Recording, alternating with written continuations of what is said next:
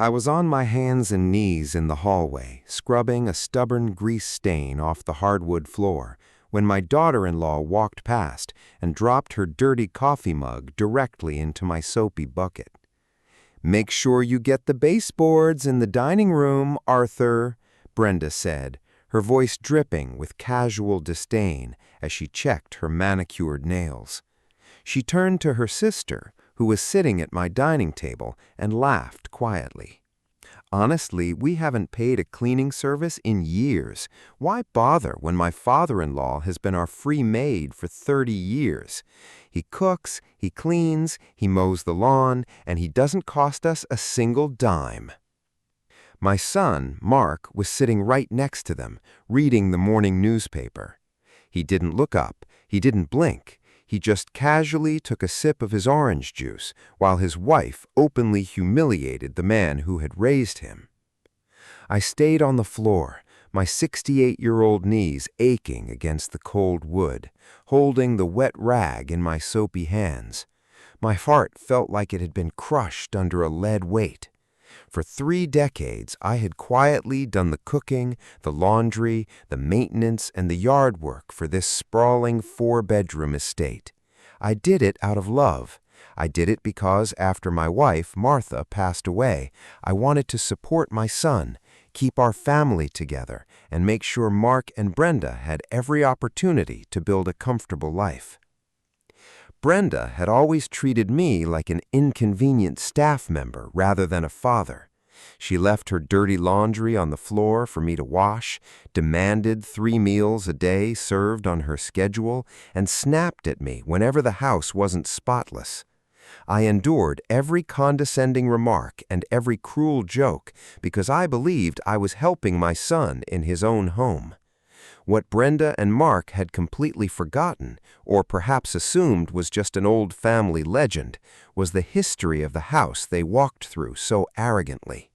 They genuinely believed that through some clever corporate filing years ago, the house was theirs, and that I was merely a destitute elderly dependent staying in their spare bedroom out of charity.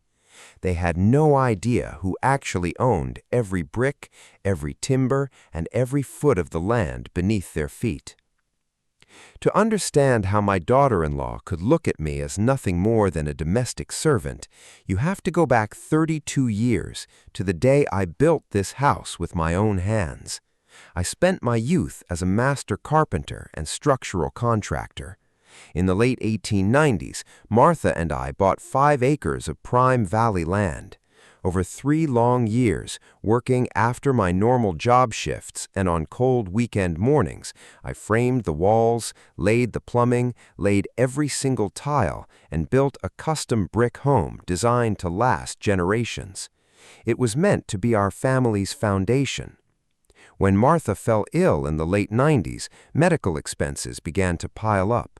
I worked 20-hour days to cover her treatments, taking out secondary business loans to keep us afloat. After Martha passed, my son Mark was all I had left.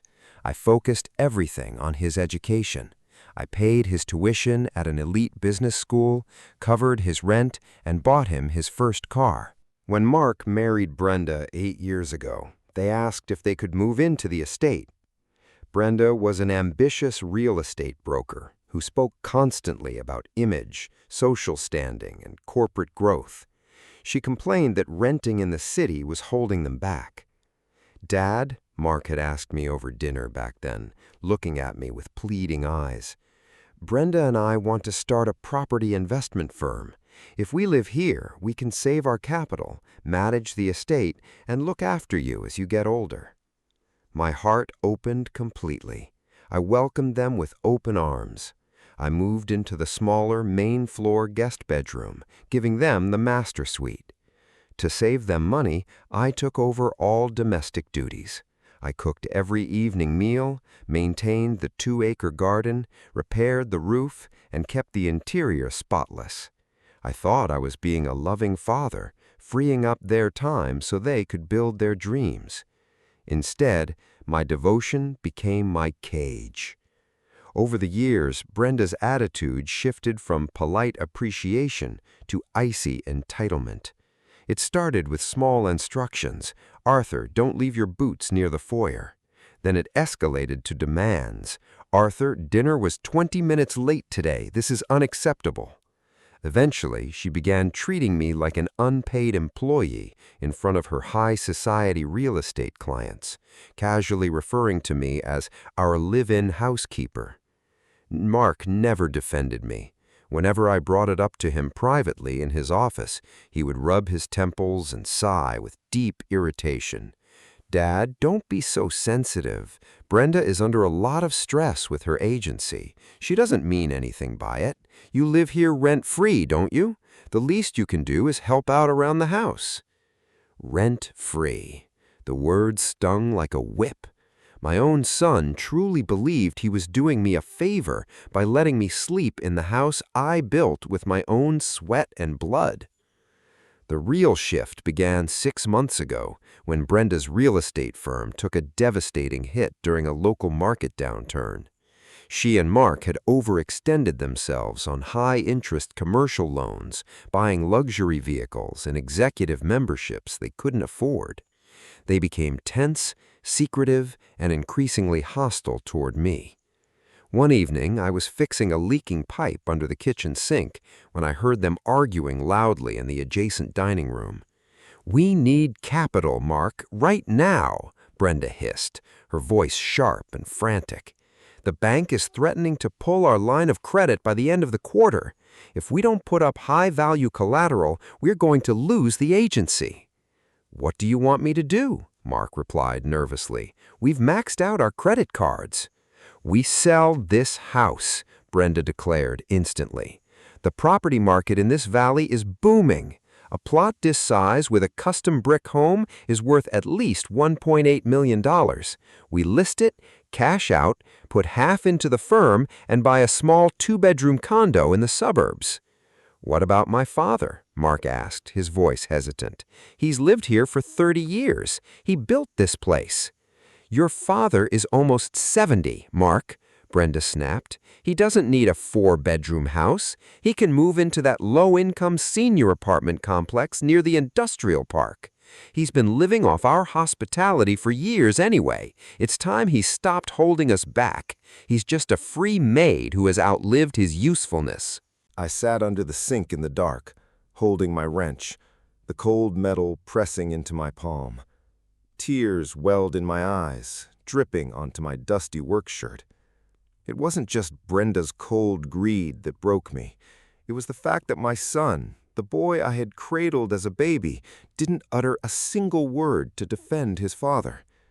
He simply sighed and said, "I'll talk to our lawyer tomorrow and see how we can expedite the deed transfer." That night, I didn't sleep. The pain was an physical ache in my chest. I realized then that my years of quiet patience and unconditional love hadn't earned their respect. It had only fed their arrogance. They viewed my humility as weakness. They assumed that because Mark's name had been added to a secondary administrative property tax filing 15 years ago when I fell ill, he held full title to the property. They assumed I was an uneducated old contractor who didn't understand property law or modern contracts. They were about to learn how wrong they were. The next morning, I called my lifelong friend, Walter Vance. Walter was a semi-retired land use attorney who had handled my original construction permits back in 1992. Over a pot of black coffee at a small diner on the edge of town, I told him everything. The comments, the dirty coffee mug in my cleaning bucket, the planned forced sale, and the impending eviction to a senior shelter. Walter set his mug down, his eyes blazing with fury. "Arthur, that girl is out of her mind. And Mark, God forgive him for turning his back on you. Do they actually think they can list this property without your signature?" Brenda believes Mark is the sole owner because of the county tax assessment filing from 2011. When I was in the hospital back then, I put Mark's name on the local tax notice so he could handle the municipal water and road assessments while I recovered. Brenda saw his name on those county tax bills years ago and assumed it was the land deed. Walter chuckled coldly, opening a leather binder on the table. A tax notice isn't a title, Arthur. People confuse municipal billing records with fee-simple property deeds all the time.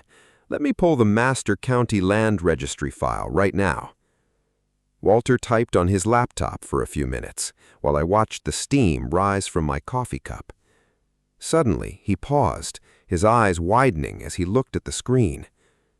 "Arthur," Walter said softly, looking up at me, "when you established the property structure after Martha died, do you remember what specific type of deed we executed?" I frowned, trying to recall through the fog of 20 years of grief. I remember signing a trust protection agreement to keep the property safe from medical creditors while Martha was in intensive care. "It wasn't just a trust agreement," Walter said, turning the laptop screen toward me. "You executed a life estate deed with an automated irrevocable remainder trust. The primary title is held 100% in your personal name for the duration of your life. But more importantly, there's a protective cross-collateral clause you added in 2005. "What clause?" I asked. You specified that if any third party or family member attempted to encumber, mortgage, or liquidate the estate without the primary owner's express notarized consent, all temporary residency rights granted to any secondary occupants are instantly revoked and full legal possession reverts exclusively to you, backed by an immediate order of trespass." I looked at the official county seal on the screen. The deed didn't just have my name on it. It was a legal fortress designed to protect the home I had built from ever being stolen or compromised. "What do you want to do, Arthur?" Walter asked gently. "We can file an immediate injunction and block them before they even list it." I stared out the diner window at the morning light. "No, Walter," I said, a calm, steady resolve settling over my heart. "If I stop them now, they will just lie, apologize, and go back to treating me like dirt the moment your back is turned. I want them to proceed. I want Brenda to bring her high-end real estate buyers and her corporate lawyers to this house. I want her to build her castle of lies to the very top so she can feel it collapse beneath her feet." Over the next 4 weeks, I played my part to perfection. I continued to play the quiet, passive old father. When Brenda brought home expensive marble samples and interior designers to stage the living room for prospective buyers, I quietly swept the floors behind them. When Mark avoided my eyes in the hallway, I gave him a gentle smile and asked if he wanted a hot meal. He would nod nervously, take the plate, and quickly retreat to his office. The guilt was clearly eating at him, but his fear of Brenda and his desire for money proved far stronger than his conscience. 2 weeks ago, Brenda dropped a thick packet of legal papers onto the kitchen table while I was washing the lunch dishes. "Brenda," she announced smugly, standing with her hands on her hips, "we've hired a premier real estate firm from the city. The photographer is coming on Thursday, and the official buyer walkthrough is scheduled at Saturday at 2 p.m. We have a corporate investor offering $1.9 million in cash. You need to have your personal bedroom cleared out by the end of next week. We've already reserved a small studio unit down near the rail yard." I wiped my hands on my apron, picked up the document packet, and looked at her calmly. "Brenda, this house belonged to Martha and me. I built every wall here. Mark grew up in these rooms." Brenda let out a harsh, mocking laugh. "Oh, spare me the emotional guilt trip, Arthur. You're an old man who cleans the floors. You don't own anything. Mark's name has been on the county property filings for over a decade. We hold the leverage here, not you. So pack your little cardboard boxes quietly and don't make a scene in front of our buyers." I looked over at Mark, who was standing in the doorway of the kitchen, staring at his polished shoes. "Is this what you want, son?" I asked softly, my voice filled with a deep, aching sadness. "You're going to let your father throw you out into an industrial slum so you can pay off your luxury car loans?" Mark swallowed hard, but he didn't raise his head. "Dad, it's just business," he muttered quietly. "We need the capital. You'll be fine in the apartment. It's smaller, so you won't have to clean as much." That was the final blow. Any lingering hope I had held for my son died right then and there. "I see," I said simply. I folded the paper packet, set it on the counter, and walked back to my room without saying another word. On Saturday afternoon, the day of the big buyer walkthrough arrived. Brenda had spent thousands of dollars turning my home into a corporate showcase. She hired caterers who set up champagne trays and delicate appetizers on the mahogany dining table I had hand-carved 30 years ago. She wore a tailored white designer suit, strutting through the foyer like a queen receiving her subjects. Mark stood beside her in a sleek charcoal jacket, looking nervous, constantly checking his watch. At 1:45 p.m., a luxury black sedan pulled up the gravel driveway. Out stepped Mr. Richard Sterling, a prominent regional real estate developer, accompanied by his corporate legal counsel and 2 senior commercial brokers. Brenda practically sprinted to the front door, opening it with a wide, radiant smile. "Mr. Sterling, welcome to Oak Ridge Estate. As you can see, the architecture is timeless, the lot is private, and the title is completely clear and ready for immediate transfer." "It's a magnificent property, Mrs. Miller," Mr. Sterling said, stepping into the high-ceilinged foyer and admiring the hardwood flooring. "My firm is prepared to sign the purchase agreement today and wire the $1.9 million earnest funds directly to your escrow account by Monday morning." Brenda's eyes gleamed with absolute triumph. She looked over at Mark and flashed a victorious grin. "Wonderful! We have all the title documentation and preliminary transfer papers prepared in the study. Let's step inside and seal the deal." "Before anyone signs anything," a calm, clear voice echoed from the top of the stairs, "I think you ought to inspect the primary deed." Everyone in the foyer froze and looked up. I was standing at the top of the staircase, but I wasn't wearing my faded work overalls, my dusty aprons, or my rubber cleaning gloves. I was wearing a sharp, dark navy wool suit that I hadn't worn since my wife's funeral. Beside me was Walter Vance, holding a black leather briefcase. Brenda's face flushed bright red with pure fury. She took 3 aggressive steps toward the stairs, pointing an angry finger up at me. "Arthur, what are you doing?" she shouted, her voice shrill and embarrassed in front of her high-profile clients. "I told you to stay in your room until the meeting was over. Get back downstairs and stop embarrassing us in front of Mr. Sterling." "Back down?" Walter Vance said smoothly, descending the stairs beside me with measured, deliberate steps. "Mrs. Miller, I would suggest you watch your tone when addressing the sole, exclusive owner of this property." Brenda let out a loud, scoffing laugh, turning to Mr. Sterling with an awkward wave of her hand. "Please ignore them, Mr. Sterling. This is just my father-in-law. He's lived here as our live-in housekeeper for years, and old age has made him a bit confused about property records. Mark, get your father back to his room." Mark stepped forward, his face pale, reaching out to grab my arm. "Dad, please, don't do this here. We can talk about your moving allowance later." "Touch him again, Mark," Walter interrupted, his voice dropping an octave into an icy, professional threat. "And I will have the county sheriff, who is currently parked at the bottom of your driveway, step inside and arrest you for attempted real estate fraud." The entire foyer went dead silent. The caterer stopped pouring champagne. Mr. Sterling frowned deeply, his eyes darting between Walter, Brenda, and me. "What is the meaning of this?" Mr. Sterling asked sternly, stepping back toward his corporate lawyer. "Mrs. Miller, you assured my team that your husband held unencumbered, fee-simple title to this estate." "He does!" Brenda shrieked, her voice cracking with desperation. She ran over to the hall table, grabbed a manila folder, and shoved a paper into Mr. Sterling's hands. Look, here is the county property tax assessment. Mark Miller is listed right there on the official record. We have full legal authority to sell." Mr. Sterling's corporate lawyer took the document, glanced at it for 3 seconds, and let out a cold, dismissive sigh.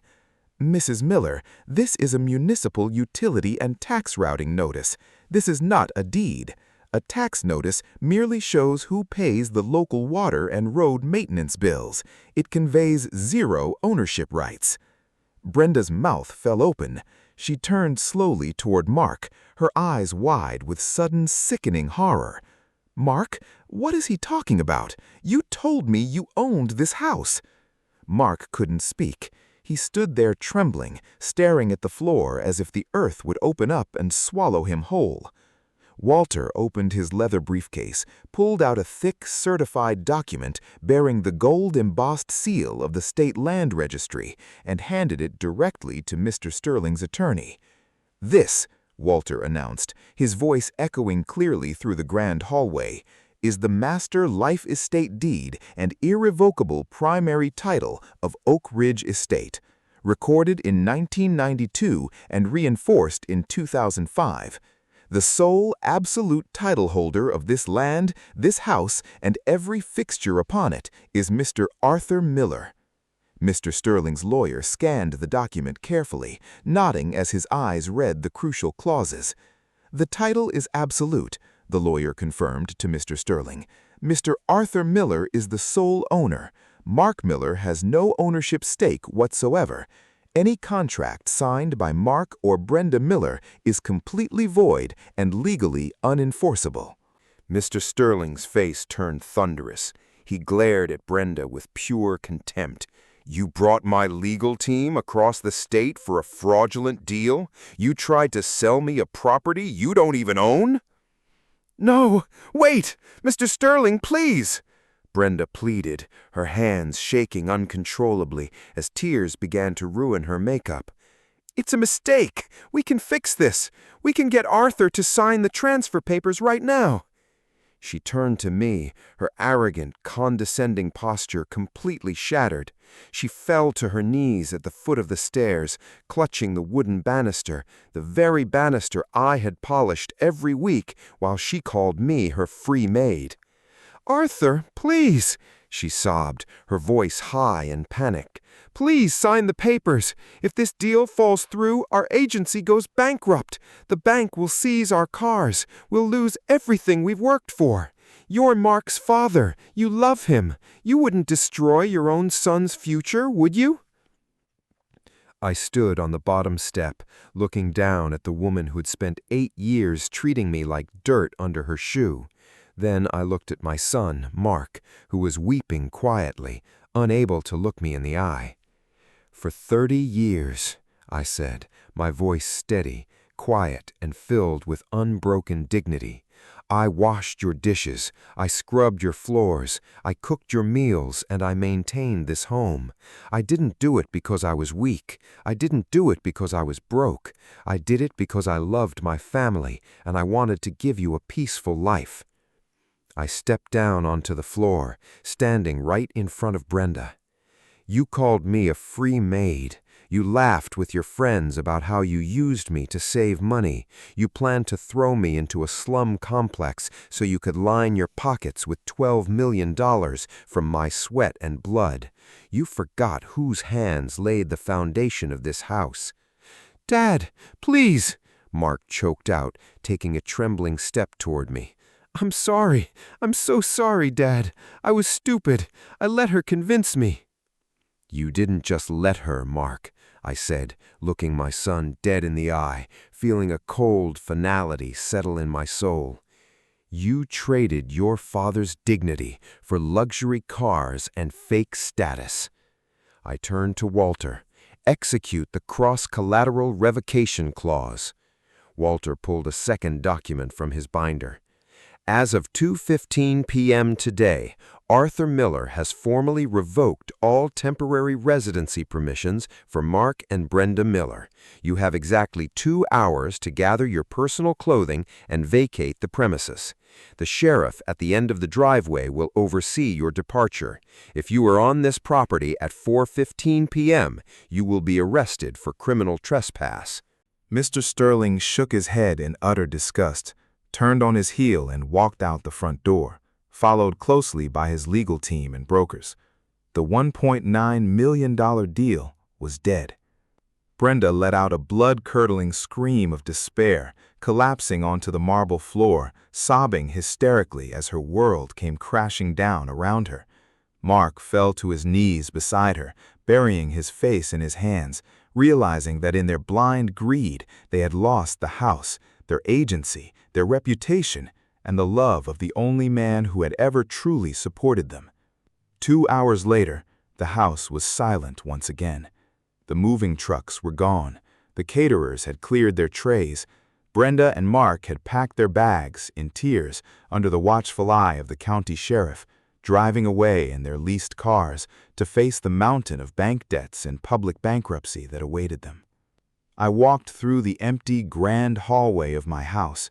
The afternoon sun filtered through the high stained glass windows, casting warm gold and deep crimson light across the polished oak floorboards I had laid with my own hands 32 years ago.